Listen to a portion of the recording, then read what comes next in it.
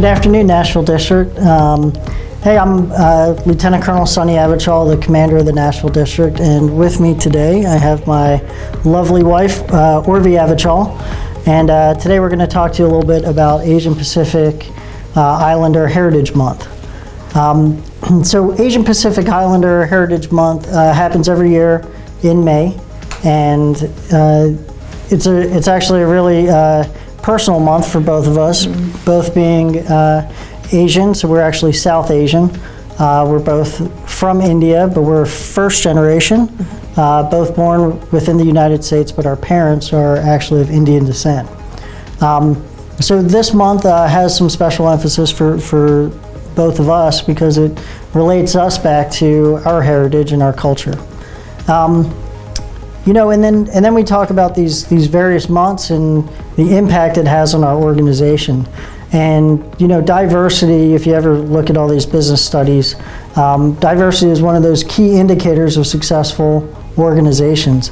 I was reading this study, I think it was from McKinsey, and it talked about the more diverse companies, the better they're able to win top talent and improve their customer orientation, employee satisfaction, and decision making that overall leads to the virtuous cycle of increasing returns, right? So it's, you know, a lot of these things, you know, they do help us as an organization be a more efficient organization as well. So, you know, Urvi and I are going to talk probably about the next maybe 10 minutes or so about our experiences being Asian Americans and how that relates to things that we've done. Talk a little bit about Asian Pacific Heritage Month and, you know, its origins. And then that should be just about it. So hope you all enjoy. May was chosen to commemorate the immigration of the first Japanese to the United States, which actually happened on May 7th, 1843. And May also has some significance because it marks the anniversary of the completion of the Transcontinental Railroad, which was on May 10th. And the majority of the workers during that time were Chinese immigrants. So that's really the reason why May was chosen as a month.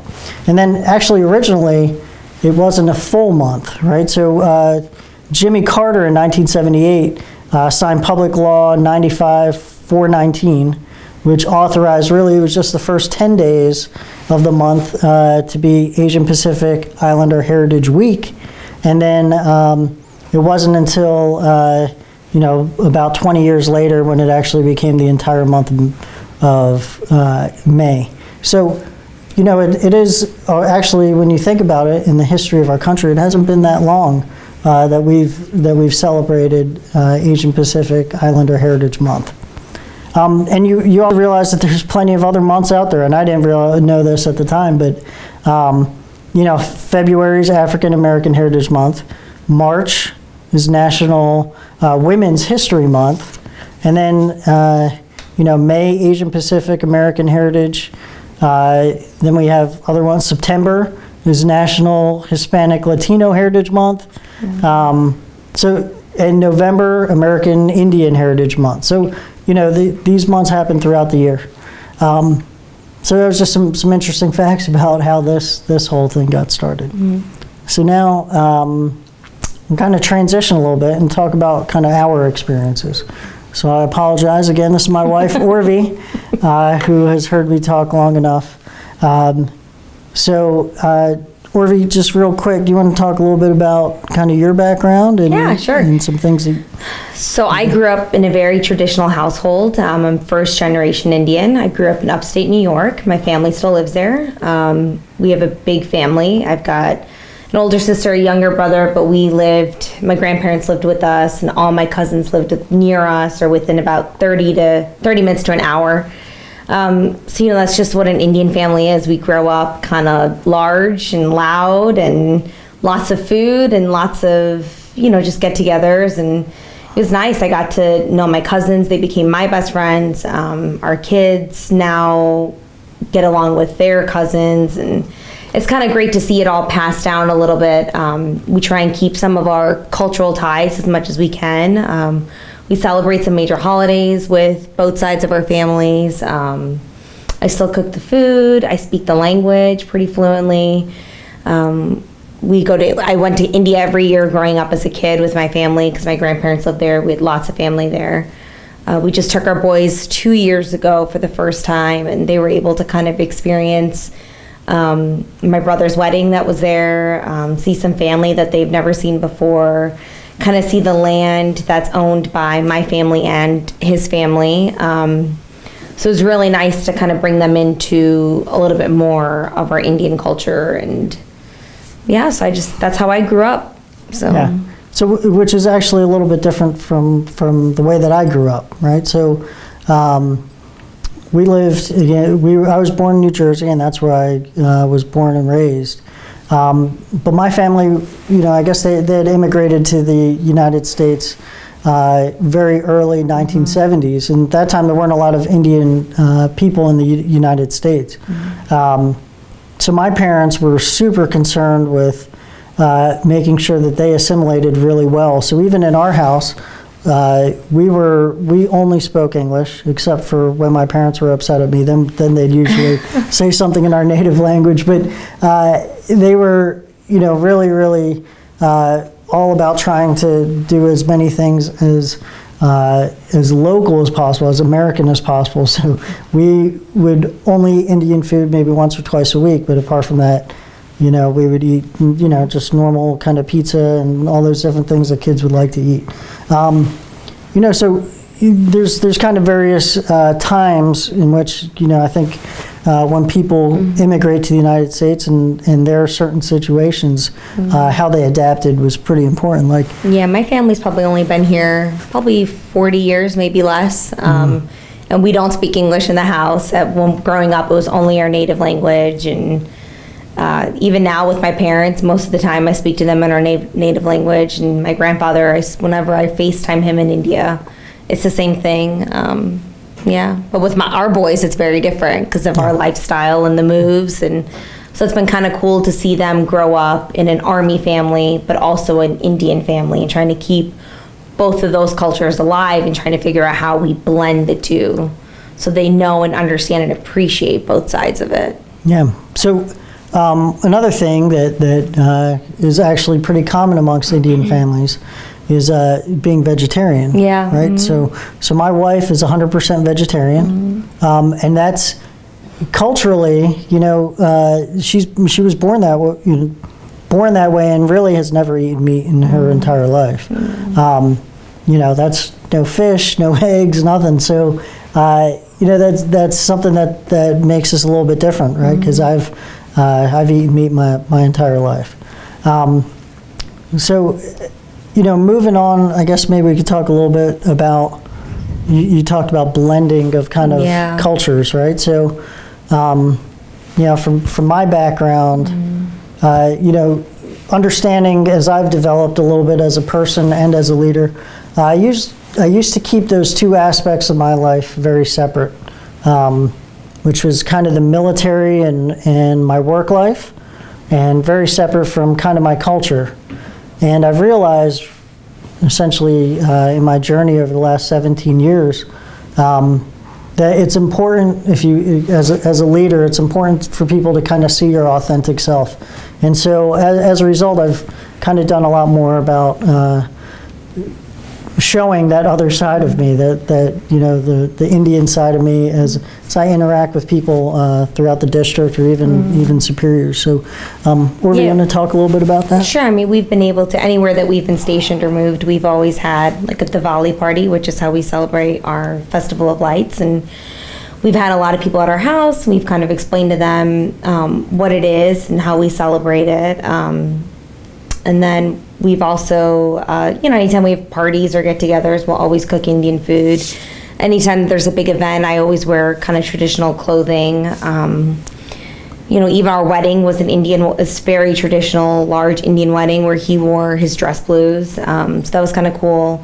For our family, I would say both sides of our families, he's kind of the first person in the military. So it's kind of nice to see him educate kind of our community and our families about what it means to be in the Army. And as an officer in the Army, it's kind of encouraging, and it's just amazing to see how much has changed in the last 9 years that we've been together, and seeing our family learn more and ask questions. And it's been cool. It's been cool to blend both the cultures on both sides of our community. And so when I was commissioned through West Point, and I remember it. There were out of the 1,000 kids in our class, there were 4 of us, four people of Indian descent, South Asian descent. I think 3 graduated. One guy decided to go somewhere else. It is funny. One's an engineer, myself. The other one's a computer guy, and the other one's a doctor. So I guess we didn't drift that far away from the cultural norms. Yeah. But it was, I guess, about 2 years ago. My wife and I went back to West Point to go to a football game, and my wife heard somebody speaking in Gujarati, which is our native language. And so we ended up just talking to this guy, and it turned out his son was going to West Point. And then it kind of got me spun up into this whole thing that didn't exist when I was there, but there's actually like an Indian network now of people, like a club that exists at West Point for people of South Asian descent. And there's probably about 25 people or so in the graduating class. So they held their first Diwali party a year ago, I believe, at West Point. So that was really, really, really fun to see. It was awesome. Yeah. So I mean, these as I kind of see it, it's kind of part of my job is really to kind of let people know how I grew up, or at least things that are authentic to me. But also educating kind of the Indian community about what it is to have a life of service in the military.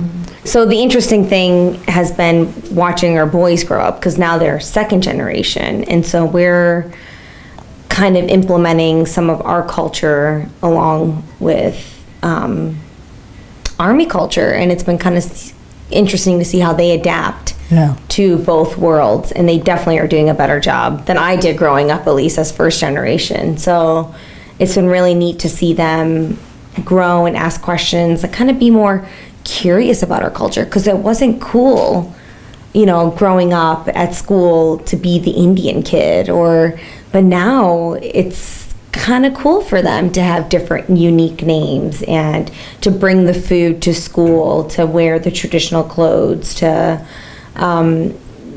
just it's neat for them to grow up now where it's more accepting to be South Asian in America. So it's been really nice to see that they have that to kind of relate to, and for us to piggyback on almost. So No, I mean, I think, as we kind of look at our country as a whole, I mean, diversity is what makes us stronger, right? So we end up taking, all the different cultures, and we all kind of live together. But, in America, the strength of us is that we celebrate those differences, right? We, and even in our organization, we we celebrate these different events, and it's important. It's important to understand, how people grew up, or the traditions that they have, and that they keep those traditions, because traditions are important. And it makes us a much stronger organization or nation overall. USACE districts are interesting in that, because they're a lot of times they're a reflection of the society or the culture of that area, right? So when I'll give you an example. When we were in Boston, it was as if we were like in Boston. Everybody spoke with a Bostonian accent, and everybody loved the Patriots, which I don't, but it was, that was just the culture. And so here in Nashville, it's very much the culture, but there are a couple differences that, in working with a civilian workforce. In the military workforce, you have, people are just given orders and directly given orders. Here, it's a lot more important to really communicate your vision in advance, receive a lot more feedback from the workforce, and then to implement a plan after that. So, I've definitely learned that and appreciated that aspect of it. That kind of, they call them soft skills, but it's really important to use those in an organization such as this. I'm glad that we were able to do this. One of my goals always whenever we move is to kind of show our culture and be able to experience it with others, because at least I don't think there's a large South Asian community in the military. So it's kind of nice wherever we go to teach people and educate people about our culture and kind of bring it in whenever we can. So I've really enjoyed, and I'm really thankful that Nashville District has been very open and kind and receiving about it. So that's been great. Yeah. And so really my closing comment is, no, thank you for this opportunity, and thank you all for taking such an active role in supporting these events. They truly are important, and it'll make our workforce will be better off for it. So thank you.